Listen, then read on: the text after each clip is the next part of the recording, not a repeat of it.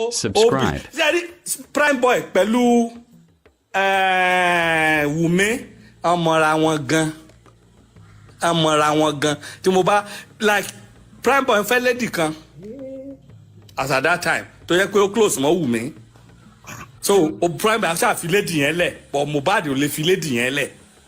Even this Mohbad we are talking about, I am telling you, there was one time tí wọ́n ṣiṣẹ́ ní Àpápá tí wọ́n ṣe bóyá bí àwọn akọ̀pánù ní Àpápá wọ́n ṣiṣẹ́ ní company kan gbà yẹn. I know them very well and I know but Mohbad, I know Mohbad very well. We are all together in VI.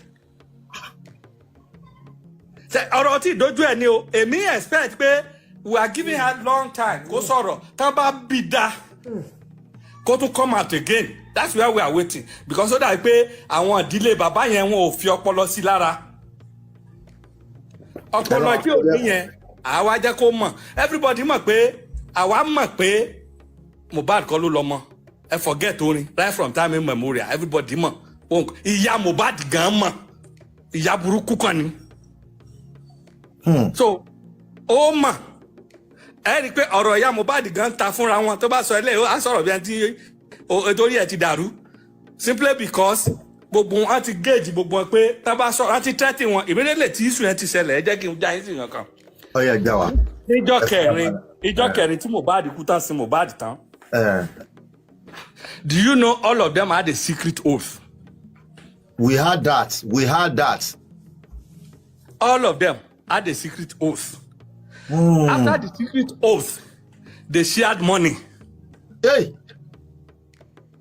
Now ọ̀rọ̀ wọn that was when they now decide pé okay kí àwọn kẹ́nìkọ̀ọ̀kan kú òbí Wùmí sì kúrú ó sì kú nínú ilé àwọn kan lọ. So they were the one looking for people tó máa bẹ̀rẹ̀ sí máa bá wọn sọ àwọn ọ̀rọ̀. Very record o. So I'm waiting for those MFM team. We are waiting for those MFM team tí wọ́n ní integrity. Ṣé yí pé if another example ni Baba Falana is very intelligent and has integrity. When he noticed about the case, he withdrew. This is a human rights lawyer.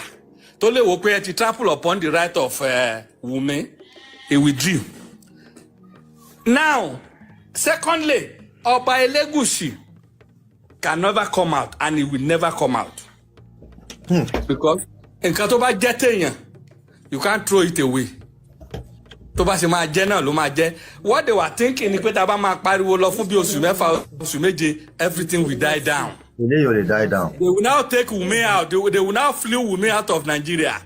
Ṣé ẹ mọ̀ pé Liam wà kékeré èèyàn mélòó ló fẹ́ mọ̀ pé Liam nìyẹn tó bá dàgbà tán. Wọ́n á bá báàsì gbé wálé. We all knew Elegushi ò lè deny títí di tomorrow pé òun kọ́ ni òun bàbá ọmọ yẹn. Sam Larry did not sleep with Wùmí. Sam Larry did not sleep with Wùmí, but Sam Larry was working for Elegushi. So that as at the time that he modulate ẹ tí a mọ̀ pé gbogbo nǹkan tó dá wàhálà ilẹ̀ náà ni pé Mohbad fẹ́ sá lọ. They had to do DNA fọ́mọ yẹn and you know in an embassy tó fẹ́ sá lọ wọ́n á ní kó ṣe DNA fọ́mọ. Then Wùmí was reluctant to do DNA. And that was why the whole ìjà bẹ̀rẹ̀. Tẹ́ bá dẹ̀ notice àdúrà já wa sí kíní kan pé bọ́n ṣe máa ń jà nìyẹn.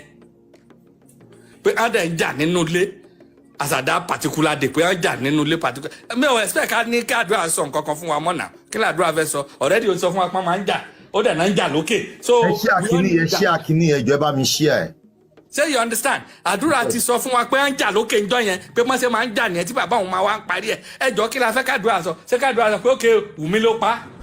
Àdúrà no it's just like ọkùnrin ni kí n gbé àbúrò mi sọ́dọ̀ kó ṣe kábúrò mi dẹ̀ close mọ́ ìyàwó mi kó mọ̀ nǹkan tí ìyàwó mi ṣe pé this one woman is deadly kò lè sọ̀rọ̀ ju nǹkan tó ń sọ yẹn lọ kò lè sọ̀rọ̀ ju tó sọ yẹn lọ ẹ̀mí ló ti jáde fún ọba nǹkan tó sọ yẹn gan because he's not ready to talk. Tẹ́ bá watch ẹ dáadáa he's not ready to talk. Òun kà tó nǹkan sọ kan ó regret pé àwo ìmùlẹ̀ táwọn ṣe o torí ẹ̀ ló fi lóyún òyìn kọ́hún. So we all knew how they killed Mohbad. They killed Mohbad. Ìyẹn òun ṣe pé wọ́n sọ fún wa. Even gan interview tó ń ṣe pẹ̀lú Westo yẹn gan kan tó pé bóyá nǹkan tó ń ran létí nìyẹn pé ọ̀gbẹ́ni. Jẹ́bọ̀ ó náà rán létí pé ọ̀gbẹ́ni jẹ́ kó rí ẹ pé o máa kú o rò pé eré ni ló fi sọ pé okay òun wà limited pẹ̀lú nǹkan tó ń lè sọ.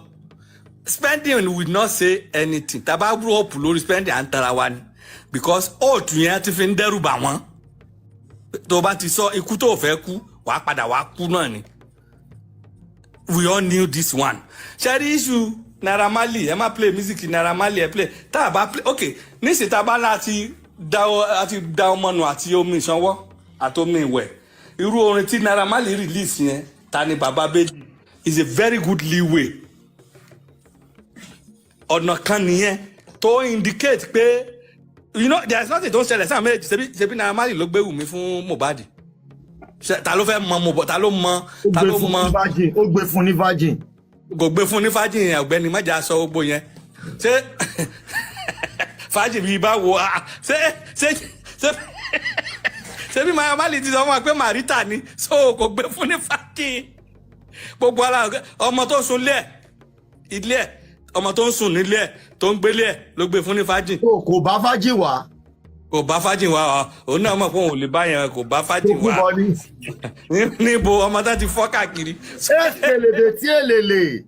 ọmọ tó yẹ pé ok Mohbad gangan pé transformer now ṣé máa bá dẹ̀ wá disfagẹ́ yẹn lẹ́sẹ̀kẹsẹ̀ náà ló máa transformer káàkiri ṣe bó sì máa dùn díẹ̀díẹ̀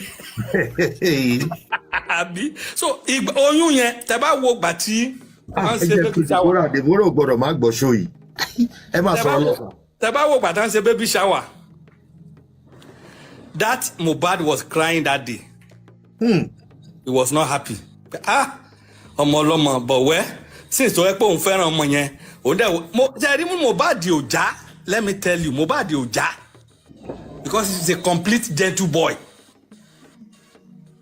Kò já bẹ́ẹ̀ni tẹ bá wo fídíò kan wà tí Bella Smuda pé jẹ́ káwọn lọ síbi kan ó ní òun ò fẹ́ lọ bẹ̀yẹn Bella Smuda ní ẹ kó ká lọ ní òkè tó bá lè wá gbé òun nílé tẹ bá wo Mohbad gan even from the voice tó fi ń kọrin you know he's a complete gentle guy.